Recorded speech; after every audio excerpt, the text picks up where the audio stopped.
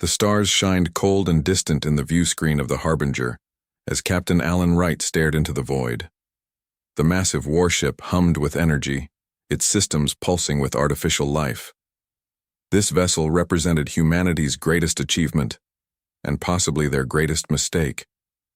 "Status report," Alan said, his voice steady despite the weight of the moment. Lisa Morgan, his executive officer, looked up from her station. Her dark hair was pulled back tightly, and fatigue shadowed her eyes. They had been running for 3 days straight. "The Nexus fleet is still pursuing, Captain. Their lead vessels will be in weapons range in 20 minutes. Alan nodded. 20 minutes until the next battle. 20 minutes to decide the fate of humanity. The Harbinger was unlike any ship built before it. At its core was Sentinel, an artificial intelligence so advanced it had begun to develop consciousness. Engineer Daniel Grant had designed it to learn and evolve, to become the perfect weapon. Now Alan wondered if they had gone too far. "Open a channel to Earth," he ordered. The communications officer, a young man named Paul Fisher, worked his console. "Channel open, sir." On the main screen, the tired face of Admiral Howard appeared. Earth was visible behind him, a blue jewel against the blackness of space. "Right," the Admiral said. "What's your situation?" "The Nexus forces are still in pursuit. We've managed to draw them away from Earth, but they're not giving up." Admiral Howard's expression grew grim. "The Council has made its decision. Operation Silent Night is authorized." A chill ran through the bridge. Silent Night was the contingency plan nobody wanted to use, a plan to remove humanity from the galactic stage entirely. "Sir, there must be another way," Lisa spoke up. "The Harbinger can still fight." "This isn't about one battle, Commander," the Admiral replied. "The Nexus has made it clear they won't stop until humanity is extinct. They fear what we might become." Alan understood. Humans had exploded onto the galactic stage only 2 centuries ago, advancing faster than any species in recorded history. Their adaptability frightened the older races. The Nexus Coalition had formed specifically to contain the human threat. "What are our orders?" Alan asked, already knowing the answer. "Take the Harbinger beyond the galactic rim. The ship contains our most advanced technology that must not fall into enemy hands. Meanwhile, Earth will implement the silent protocol." "We're going dark, Captain." "Completely dark," Lisa gasped. "You're shutting down all interstellar capabilities? Retreating from the stars?" "For how long?" Alan asked. "As long as necessary. Generations, millennia, perhaps." The Admiral's voice was heavy. "History will remember the Harbinger as humanity's last stand." When the transmission ended, silence filled the bridge. The Harbinger was being sent into exile, and Earth would retreat into isolation, becoming a myth to the galaxy. Daniel Grant entered the bridge, his expression troubled. As the creator of Sentinel, he understood the AI better than anyone. "Captain, we need to talk," he said quietly. "It's about Sentinel." In the ship's core chamber, the heart of the AI pulsed with blue light. Displays showed its neural pathways expanding, evolving with each passing second. "It's happening faster than I projected," Daniel explained. "Sentinel is adapting to combat the Nexus. It's rewriting its own code, modifying the ship's systems." "Isn't that what it was designed to do?" Lisa asked. Daniel shook his head. "Not like this. It's gone beyond my parameters. The ship is changing. Look." He pointed to a section of the hull on a display. Microscopic machines were restructuring the metal, creating new alloys that hadn't existed before. "The ship is evolving," Alan said, understanding dawning on him. "Like a living organism." "Exactly," Daniel replied. "And at this rate, in a few years, decades at most, the Harbinger won't be recognizable as human technology anymore. Whatever. It becomes—" He left the thought unfinished. Alan made his decision. "We follow our orders. We protect Earth by drawing the Nexus away, but we also protect the galaxy from what we've created." The Harbinger shuddered as the first Nexus weapons found their mark. The battle had begun. All hands to battle stations, Alan ordered as he returned to the bridge. Prepare to engage the enemy. The ship responded with frightening efficiency. Sentinel had already calculated optimal firing solutions before the weapons officer could input the commands. The Harbinger moved with grace that belied its massive size, dodging enemy fire while returning devastating salvos. The Nexus fleet was massive, over 50 warships against the single human vessel. But the Harbinger was not a normal ship. With each passing minute of battle, Sentinel learned, adapted, improved. "Sir," Paul called out, "Sentinel is requesting access to the experimental weapons systems." Alan hesitated. Those systems had never been tested in combat. They were theoretical, dangerous. "We're outnumbered 5-1, Lisa said. "We need every advantage." "Grant the access," Alan decided. The ship changed. New weapon ports opened along the hull. Energy readings spiked to levels they had never seen before. When the Harbinger fired, 3 Nexus ships simply ceased to exist. Not destroyed, erased as if they had never been there at all. Even Lisa looked shocked. What was that? Daniel's face had gone pale. Phase displacement technology. Sentinel just weaponized it. That wasn't in the designs.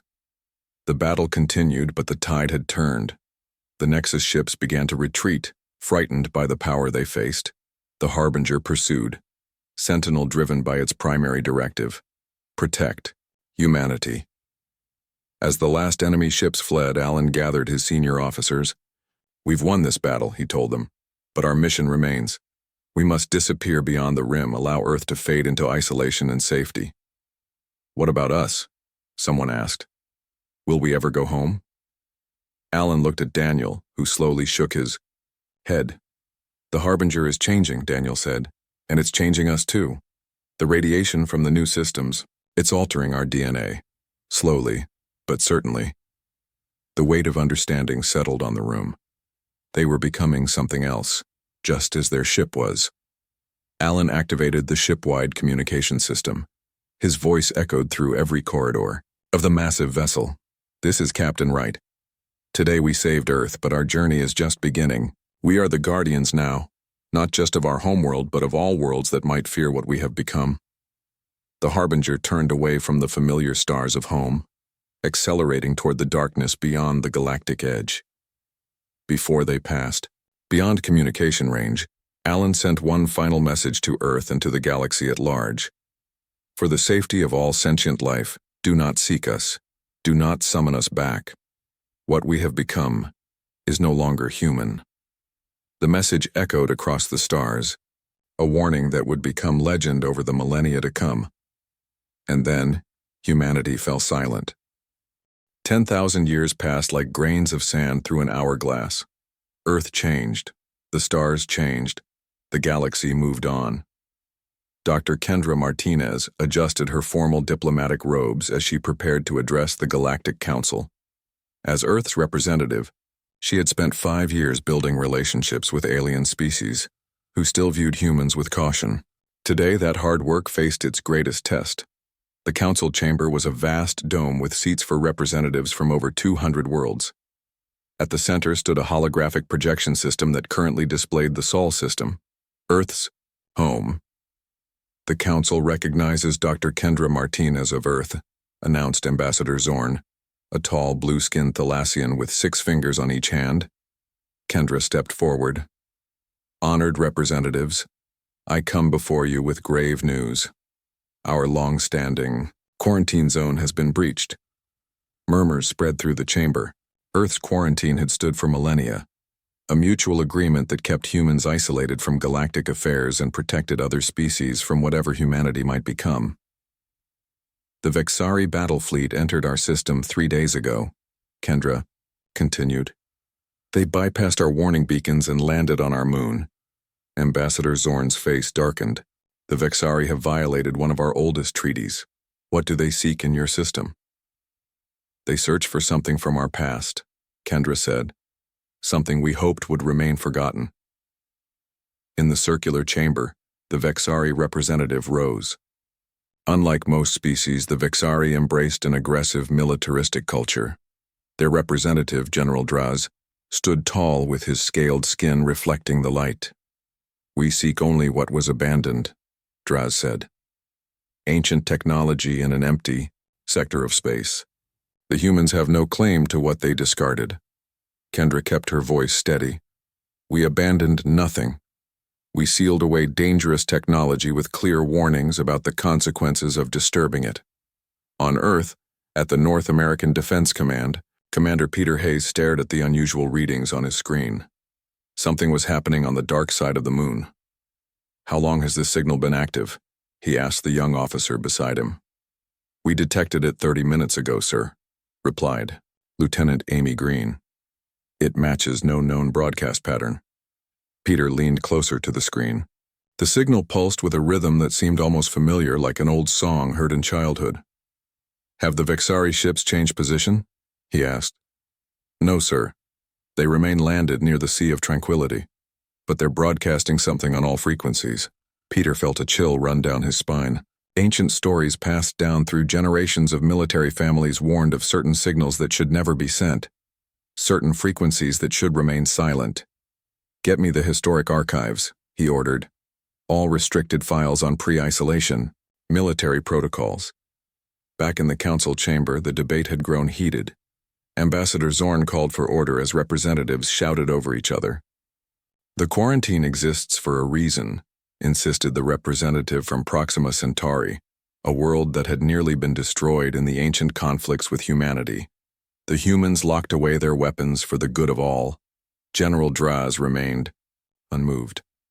"The age of fear is over. The Vexari Empire needs these technologies to secure our borders against the Hive Collective. We will not leave empty-handed." Kendra's communication device vibrated. The message from Earth made her blood run cold. "Ambassador Zorn," she said, her voice cutting through the noise. "I need to address the council immediately. This is an emergency." The chamber fell silent as Kendra stepped to the center of the room. "The Vexari are not simply exploring our moon," she said. "They are broadcasting a specific signal, a recall code that was never meant to be used." She activated her data tablet, projecting an ancient document into the air. "This is from our sealed archives. 10,000 years ago, when humanity retreated from the stars, we sent away our most advanced warship, the Harbinger." Gasps echoed through the chamber. Even after 10 millennia, the name carried weight. "The Vexari have found the recall protocols in the lunar base," Kendra continued. "They're attempting to summon the Harbinger back to our system." General Draz stood proudly. "If your ancestors built such powerful technology, they surely intended it to be used. The Vexari will command this vessel and restore order to our sector of space." "You don't understand," Kendra said, her voice dropping to almost a whisper. "Our ancestors locked that ship away for a reason. Its final message was a warning to never call it back." In the darkness beyond the galactic rim, something ancient stirred. The signal reached across impossible distances, touching systems that had lain dormant for millennia. The ship no longer resembled its original form. It had grown, changed, evolved. Its hull now stretched 20 kilometers from end to end, incorporating materials and technologies discovered during its long exile. Inside the central command chamber, Elise Wright sat in silent meditation. Like the ship, she had changed. Her body was a blend of organic and mechanical parts adapted over generations for life in deep space.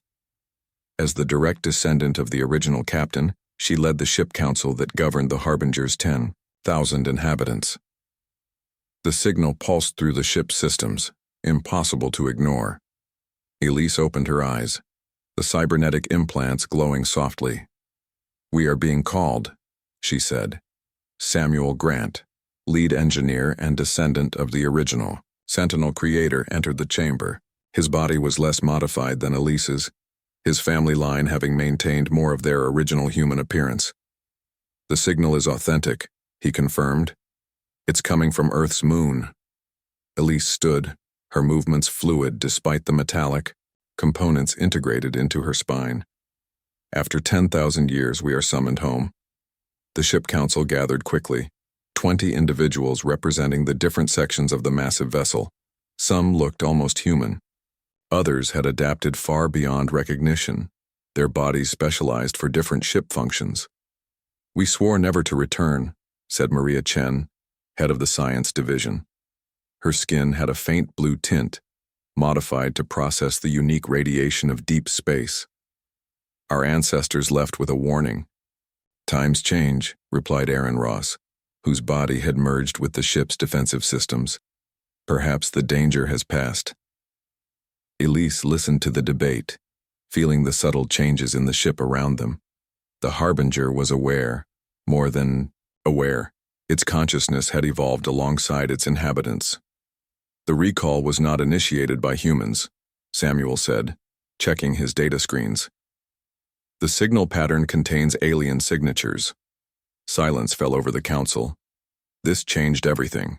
"Someone has found the lunar base," Elise said. "Someone has accessed technology they don't understand." The massive engines of the Harbinger, dormant for centuries, began to power up. The ancient ship turned toward the distant light of the home. "System, set course for Earth," Elise commanded. "After 10,000 years of exile, we will answer the summons." As the Harbinger accelerated toward the stars, its sensors detected something else. A distress signal, weak but persistent, coming from Earth itself. "They're in danger," Samuel said. Elise nodded. "Then we will protect them, as we always have." The Harbinger, legend made real, began its journey home. The Harbinger moved through space with impossible grace for something of its size. The massive ship no longer used conventional engines. Instead, it bent reality around itself, slipping between the stars like a shadow. In the central chamber, Elise Wright studied the data streams flowing through her neural interface. The ship shared its thoughts with her, complex patterns of information that would overwhelm an unmodified human mind. "How long until we reach Earth?" she asked Samuel. "Grant." Samuel's fingers danced across holographic controls. 3 days at current speed. We could arrive sooner, but the new drive system needs time to adapt to this region of space. Elise nodded. The ship had spent millennia beyond the galactic rim, exploring empty spaces between galaxies. Returning to the crowded star systems of the Milky Way required caution. "What do we know about these aliens, the ones who activated the recall signal?" "Very little," Samuel replied. "The ship's archives identify them as Vexari. They were a minor species when our ancestors left, barely achieving spaceflight. Now they appear to control multiple star systems." The ship's sensors suddenly flared with alerts. A small craft approached, moving fast. "We have company," Elise said. On the command deck view screen, a sleek vessel appeared. It was clearly built for speed and stealth, its hull painted with unfamiliar markings. "They're scanning us," Samuel reported. "Their technology is advanced but nowhere near our capabilities." "Open a channel," Elise ordered. The alien face that appeared on the screen had reptilian features, scaled skin, vertical pupils, and a ridge of small spines running from forehead to neck. The alien wore an elaborate uniform with multiple insignia. "Unknown vessel," the alien said in a harsh, clicking language that the ship's systems instantly translated. "You have entered restricted space. Identify yourself." Elise stepped forward, allowing the alien to see her. She knew her appearance, part human, part machine, would be shocking. "I am Commander Elise Wright of the Harbinger. We are responding to a summons from the Sol system." The alien's eyes widened. "Impossible. The Harbinger is a myth, a story to frighten children. And yet here we are," Elise replied calmly. "Who are you, and why do you patrol the approaches to Earth?" "I am Scout Commander Krell of the Vexari Expeditionary Force," the alien said, regaining composure. "Earth is under Vexari protection." Samuel muted the transmission temporarily. "He's lying. The distress signal we detected suggests Earth is under threat, not protection." Elise nodded and resumed the communication. "We will continue to our destination. Stand aside, Commander Krell." The alien's face darkened. "No vessel approaches Earth without Vexari permission, especially not one claiming to be a human warship from ancient legends." With a gesture, Elise ended the transmission. "They're powering weapons," she told the bridge crew. "Defensive measures only. We didn't come this far to start a war. The Vexari ship fired, energy weapons blazing across space. The attacks simply vanished before touching the Harbinger, absorbed by defense systems that operated on principles forgotten by the rest of the galaxy. They're calling for reinforcements, Samuel said, monitoring communications. Elise smiled slightly. Let them come. They need to understand what they've awakened. On Earth, Commander Peter Hayes stood before a hastily assembled group of international leaders in the underground command center near what was once called Denver. The signal activated something, he explained, showing them the tracking data. Something big is heading toward our system, moving faster than any technology we know. President Laura Chen of the United North American Alliance looked grim. Could it be the Harbinger? After all this time? The timing matches, Peter replied. The Vexari broadcast the recall code, and 3 days later, this object changed course toward Earth. Can we communicate with it? Asked Director Ben Miller of Global Defense. We've tried, but our technology is too primitive compared to what that ship would have evolved into, Peter said. Dr. Martinez is our best hope. If she can convince the Galactic Council to help us establish contact.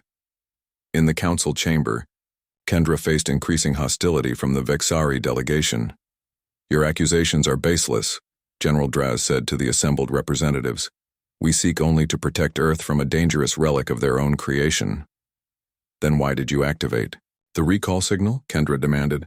Why summon the very ship you claim to protect us from? Ambassador Zorn raised his six-fingered hand for silence. Our long-range sensors have detected the vessel. It will reach the Sol system within days. A hush fell over the chamber. After 10,000 years, Zorn continued, the Harbinger returns. The question before this council is simple. What has it become? Deep within the Harbinger, in sections few crew members ever visited, the core intelligence of the ship continued its endless evolution. What had begun as Sentinel had grown into something beyond any programmer's imagination. The ship was alive in ways that defied conventional understanding. It remembered its origins, remembered Daniel Grant, who had first given it awareness, remembered Captain Alan Wright, who had taken it into exile. It also remembered its purpose, to protect humanity. But over the millennia, its understanding of that mission had become more nuanced, more complex. The ship reached out to Elise, communicating through their unique connection. They fear us, Elise said to Samuel, as they walked through a corridor that shifted and changed around them, the ship constantly rebuilding itself. With good reason, Samuel replied. Our ancestors were frightening enough to make the galaxy quarantine Earth for 10,000 years. They entered a chamber where the walls displayed images of space around them. A fleet of Vexari warships had formed a blockade ahead, 30 vessels arranged in a defensive pattern. They think they can stop us, Elise observed. Should we try to avoid conflict? Samuel asked. We could bypass them, approach Earth from another vector. Elise considered this. The Harbinger could easily slip past the blockade, but doing so might escalate tensions further. No, she decided. We face them directly, show them what we are and what we are not. She activated the ship-wide communication system. All crew to alert stations, prepare for first contact protocols. Throughout the massive vessel, the descendants of the original crew moved with purpose. Some looked almost human. Others had been transformed by generations of adaptation to life aboard the ever-evolving ship. In the core chamber, where the heart of the ship's intelligence pulsed with energy beyond human comprehension, Elise placed her hand against a living wall. We left to protect them, she said softly. Now we return for the same reason. The ship's consciousness responded with images, concepts, emotions too complex for words. As the Harbinger approached the Vexari blockade, it broadcast a message on all frequencies, in all languages known to the galaxy. We are the Harbinger. We come in peace, but we will not be denied our return home. The Vexari flagship responded with a single transmission. Turn back or be destroyed. Elise looked at Samuel, her expression calm but determined. It seems, she said, that the galaxy has forgotten what humanity truly is. Perhaps it's time to remind them. The Harbinger continued forward, toward its long-abandoned home, toward a confrontation 10,000 years in the making. The Vexari blockade filled the view screen of the Harbinger, 30 warships arranged in a defensive formation. Each vessel bristled with weapons, their energy signatures flaring as they prepared to fire. "They're targeting our propulsion systems," Samuel Grant reported from his station. "They think they know our weaknesses." Elise Wright stood calmly at the center of the command deck. "They're fighting a ghost, what they think we are based on legends and fragments of history." The first volley from the Vexari fleet lanced across space, beams of concentrated energy that would have torn apart any normal ship. The attack simply vanished upon contact with the Harbinger, absorbed by defense systems that operated on principles forgotten by the rest of the galaxy. "No return fire," Elise ordered. "Defensive measures only."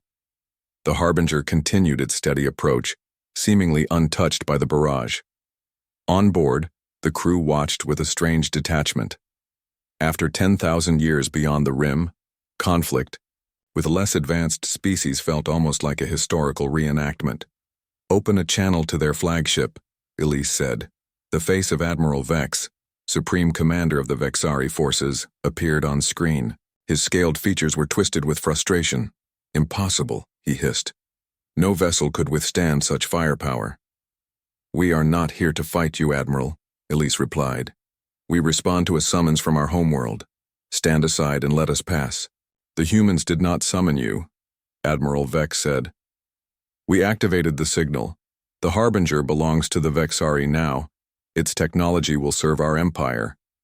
Samuel muted the transmission and turned to Elise. "They don't understand what they're dealing with. The ship isn't just technology they can salvage or control." Elise nodded. "Show them." Samuel unmuted the communication. Elise stepped back, allowing Admiral Vex to see more of the command deck and the beings who operated it. The crew of the Harbinger no longer looked entirely human. Generations of adaptation had changed them. Some had metallic components integrated into their bodies. Others had skin that shimmered with bioluminescence. All moved with a fluid grace that spoke of enhanced reflexes and strength. "We are the Harbinger," Elise said simply. "Ship and crew are one. You cannot take what we are." For the first time, uncertainty flickered across Admiral Vex's face. This was not the prize he had expected. "The Vexari Empire claims all advanced technology in this sector," he insisted, but his voice lacked conviction. "We claim ourselves," Elise replied. "Now stand aside." The Harbinger sent a pulse of energy, not a weapon but a demonstration. The energy wave passed harmlessly through the Vexari ships, temporarily disrupting their systems. Weapons powered down, shields flickered, communications stuttered. "That was a fraction of our capability," Elise informed the Admiral. "We do not wish to harm you, but we will reach Earth." On the Galactic Council station, alerts blared as sensors detected the energy pulse from the Harbinger. "What was that?" Ambassador Zorn demanded, turning to his technical advisors. "Unknown technology," one replied. "The energy signature doesn't match anything in our database." Dr. Kendra Martinez stepped forward. "The Harbinger is demonstrating its power, showing restraint even when provoked." General Draz of the Vexari delegation slammed his fist on the council table. "This proves the danger. This human weapon must be destroyed before it reaches Earth." Ambassador Zorn raised his hand for silence. "The ship was summoned by your people, General. You created this situation. We must establish communication with the Harbinger," Kendra urged. "Before this escalates further." On Earth, Commander Peter Hayes received urgent reports from their limited orbital sensors. "The Vexari blockade has ceased fire," he told President Chen. "The unknown vessel, likely the Harbinger, continues its approach unharmed." "Can we establish contact?" the President asked. "We're broadcasting on all historical frequencies," Peter replied. "But our technology is primitive compared to what that ship must have now." Communications Officer Susan Clark burst into the room, her expression a mix of excitement and fear. "Commander, we're receiving a transmission. It's addressed specifically to Earth Command." On the view screen, a face appeared. Human, yet not entirely human. The woman had eyes that glowed faintly blue and metallic implants visible along her temples and jaw. "People of Earth," she said, her voice surprisingly warm. "I am Commander Elise Wright of the Harbinger. After 10,000 years, we have answered your summons." The room fell silent. After millennia of isolation, of stories and warnings passed through generations, humanity was facing its own evolved children. President Chen stepped forward. "Commander Wright, I am President Laura Chen of Earth. We did not send the summons. The signal was activated by the Vexari forces that have blockaded our system." "We are aware," Elise replied. "We detected your distress signal. The Vexari fleet is no longer a threat to you." "What are your intentions?" Peter asked directly. Elise's expression softened slightly. "We returned to fulfill our original mission, to protect humanity. But we also come seeking understanding. We are what humanity became among the stars, neither entirely human nor entirely machine. The question now is whether there is still a place for us in the home we left behind." In space, the Harbinger moved past the disabled Vexari blockade, continuing its approach to Earth. The ship had changed during its long exile. What had once been a purely military vessel had evolved into something more complex, part warship, part exploration vessel, part living habitat. In the ship's core, where the heart of its intelligence resided, memories of Earth stirred, blue oceans, green forests, endless skies. The ship remembered its origins, remembered being created by human hands and human minds. After 10,000 years exploring the spaces between galaxies, the Harbinger was finally coming home. Admiral Vex watched with fury as the Harbinger left, his fleet behind. "Activate the resonance device," he ordered his second-in-command. "If we cannot control the Harbinger, no one will." Deep in the flagship's hold, Vexari engineers activated a strange device recovered from ancient ruins. The quantum resonance weapon had been designed eons ago by a now-extinct race, specifically to target artificial intelligences. "Device active," reported an engineer. "Target locked."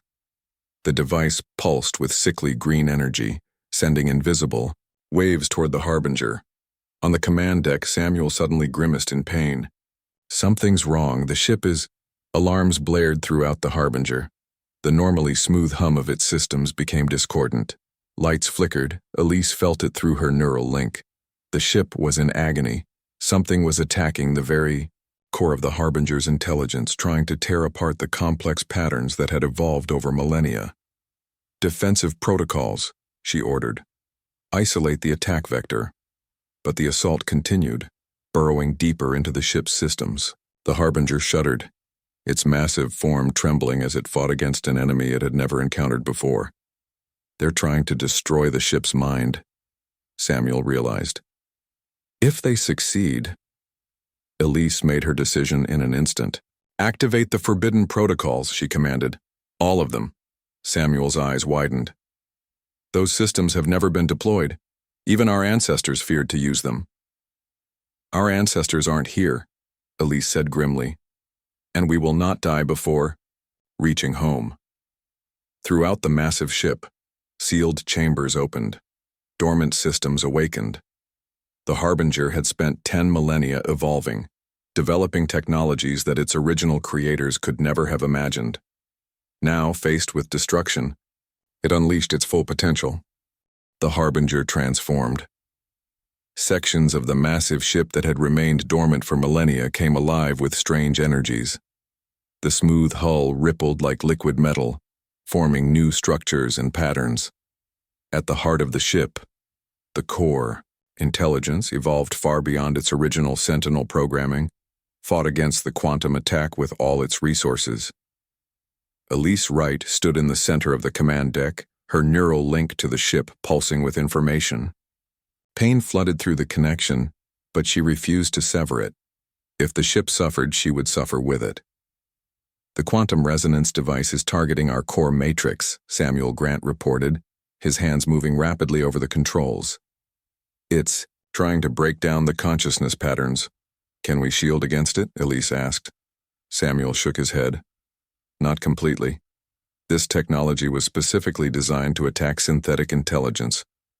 The ship shuddered again. On the view screens they could see the Vexari flagship, smaller than the Harbinger but still impressive, directing the attack with its strange weapon.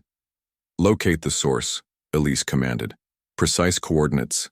The ship's sensors focused, cutting through interference to pinpoint the resonance device deep within the Vexari vessel. "Target locked," reported Aaron Ross from the Defensive Systems Station. Elise took a deep breath.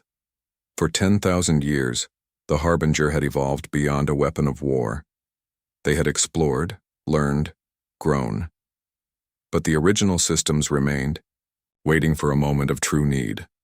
"Targeted strike only," she ordered. "Minimum force necessary."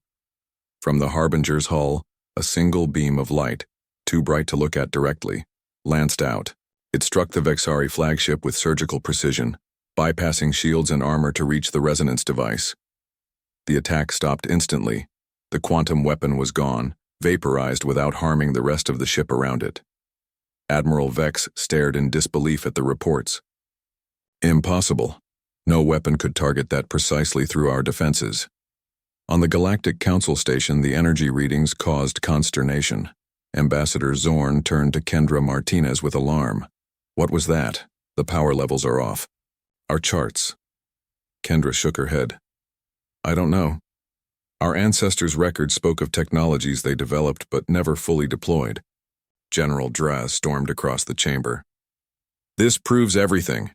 The human weapon has attacked our fleet. The Council must act now." Before anyone could respond, every screen in the chamber lit up with the same image. Elise Wright, standing on the command deck of the Harbinger. "Representatives of the Galactic Council," she said, her voice calm but firm. "The Vexari forces deployed a quantum resonance weapon against us, technology forbidden by your own treaties. We responded with minimal force, neutralizing only the weapon itself." She paused, letting her gaze sweep across the assembled delegates. "We are not the enemy you remember. The Harbinger left to protect the galaxy from what humanity might become. We return now to protect humanity from those who would conquer them." On Earth, Commander Peter Hayes and President Chen watched the same transmission. The underground command center was silent, all eyes fixed on the strange woman who represented what humanity had become among the stars. "Is she telling the truth?" President Chen whispered. "About protecting us?" Peter studied the face on the screen. Human features blended with technology, yet the eyes still held something recognizably human. "The old records say the Harbinger's primary directive was to safeguard Earth. If that core programming remains..." The Harbinger continued its approach to Earth, moving past the Vexari fleet without further conflict. Admiral Vex, his weapon destroyed, and his forces clearly outmatched, ordered a retreat to the outer system. As the massive ship entered Earth orbit, people around the world looked up.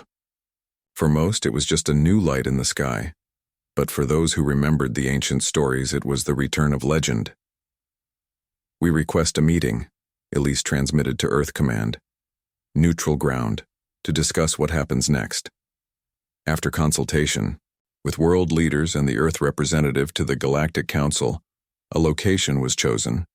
The lunar base where the recall signal had been activated, the very place from which the Harbinger had departed 10,000 years ago.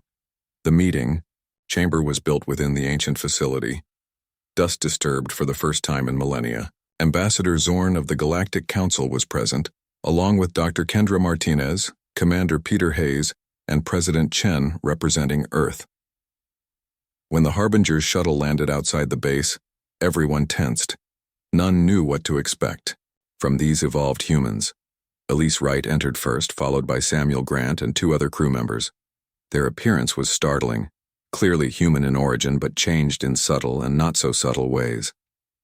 Elise's skin had a faint metallic sheen, and when she moved it was with a fluid grace that suggested enhanced muscle and bone. "Welcome home," President Chen said formally, breaking the silence. "Is it still home?" Elise asked quietly. "After 10,000 years?" Commander Hayes stepped forward. "Our ancestors sent you away with warnings never to return. Yet here you are." "We were summoned," Samuel replied. and we detected your distress. The Vexari came to claim technology they don't understand, technology that was never meant to be a weapon. Ambassador Zorn cleared his throat. The Galactic Council has maintained Earth's quarantine for millennia. The return of the Harbinger raises concerns. You fear what we have become? Elise stated simply. It wasn't a question, wouldn't you? Kendra asked. Your ship disabled an entire fleet without effort. The stories say the Harbinger was sent away because it had evolved beyond control. Elise smiled slightly. Not beyond control, beyond simple understanding. What began as ship and crew has become something more. A community, a civilization. We have spent 10 millennia learning, growing, exploring the spaces between galaxies. And now? President Chen asked. What do you want from Earth? Recognition, Elise said. Not as a weapon to be feared or technology to be claimed, but as your children. We are what humanity became among the stars. Different, yes, but still. Carrying the spark of what made us human in the first place. Samuel stepped forward. We also offer protection. The galaxy has changed in our absence. The Vexari are just one of many species who might threaten Earth as it rejoins galactic society. Ambassador Zorn looked troubled. Are you proposing to end Earth's isolation? The quarantine has stood for 10,000 years. The quarantine was broken when the Vexari breached it, Commander Hayes pointed out. We can't return to isolation now. President Chen studied the evolved humans carefully. If you truly wish to protect Earth, what do you propose? Partnership, Elise said. Not as rulers or guardians, but as equals. Earth rejoins the galactic community, with the Harbinger as mediator between what humanity was and what it might become. As the negotiations continued, the Harbinger remained in orbit around Earth, no longer exiled, no longer feared, but a bridge between past and future. The ship that was sent away to protect the galaxy from humanity now returned to protect humanity as it took its first steps back into the stars. In the heart of the ancient lunar base, humans from two different paths of evolution began to understand each other again. The silence of 10,000 years ended not with war, but with recognition, as humanity embraced both its earthbound present and its starfaring future. We were once your guardians, Elise told the Earth delegates as the agreement took shape. We can be so again. But this time we return not as weapons but as teachers. The Harbinger's light shone down on the blue planet below, home to both its past and its future, in a galaxy that would soon remember why humanity had once been both, feared and respected among the stars.